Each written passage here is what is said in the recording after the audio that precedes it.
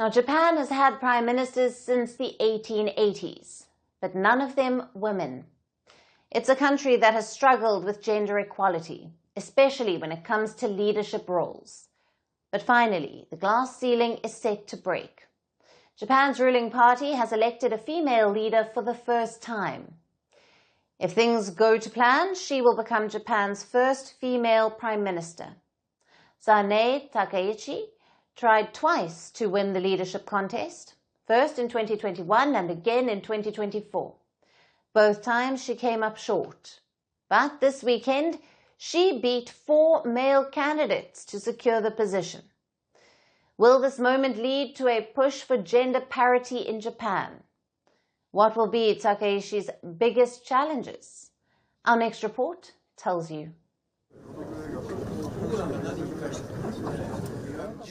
11票、高市早苗君をもって当選者と決しました。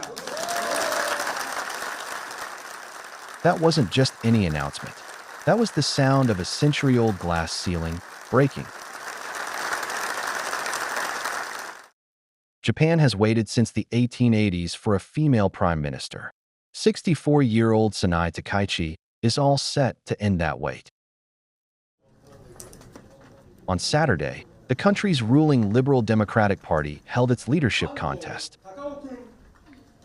Lawmakers and party members had 5 options to pick from. Takaichi was the lone woman. She will now face a parliamentary test on October 15th. If a majority of lawmakers support her, Takaichi will become Japan's first female prime minister. Her party no longer has a majority in parliament. Nonetheless, her elevation is almost certain. Rather than being happy, I feel like the tough work starts here. All of us together have a ton of work to do. We have a lot of policies to execute speedily. You will work like draft horses. I myself will throw away the very phrase work-life balance. I will work and work and work and work and keep on working. Takaichi's election is a big moment in Japan. The country has historically struggled with gender parity, a problem that gets worse as you go up the leadership ladder. For many Japanese, the idea of a female prime minister seemed impossible. Takaichi herself tried twice and failed, only succeeding on her 3rd attempt. Yet, experts warn against jubilation. Takaichi has always opposed themes like optional separate surnames for married couples or same-sex marriage, issues women tend to support more, and has made her name by opposing them more strongly than men. I think she's somewhat of an honorary male figure. She achieved her position by accommodating our male-dominated society as much as possible. Takaichi is a conservative nationalist. She is a disciple of former Prime Minister Shinzo Abe. Also, a big fan of former British leader Margaret Thatcher. In fact, many Japanese are dubbing Takaichi the Iron Lady of Japan. Unlike many of her party peers, she doesn't hail from a political family. In her youth, she was detached from politics.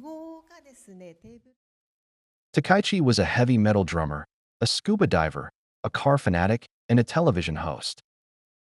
She first contested elections in 1992, but lost. In 1993, she was elected to Parliament, the first of her 11 terms as MP. Recently, Takaichi has served as Japan's Economic Security Minister. She brings with her hopes of a pro-business policy and higher government spending. The markets cheered her victory. Japan's Nikkei index was more than 4% up after the lunch break. Once elected, Takaichi will have a full plate. She will be heading to Malaysia for the ASEAN summit, and then host Donald Trump in Tokyo.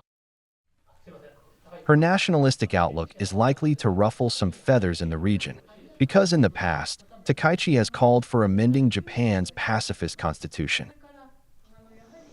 She is also a proponent of higher military spending. Takaichi has also visited Tokyo's controversial Yasukuni Shrine in the past, a temple where Japan's war criminals from the Second World War are celebrated. But her biggest challenge will be at home. The ruling LDP is going through a major crisis. It has been grappling with corruption cases and falling popularity. As a result, Japan has had 3 prime ministers since 2020. So, Takaichi's first priority will be to regain public trust and restore political stability. How she does that could reshape the country. Want the facts? The latest developments? News that gets straight to the point. Well, we've got all 3 just for you. This is Firstpost Live, a brand new show, your window into what really matters. Don't miss it.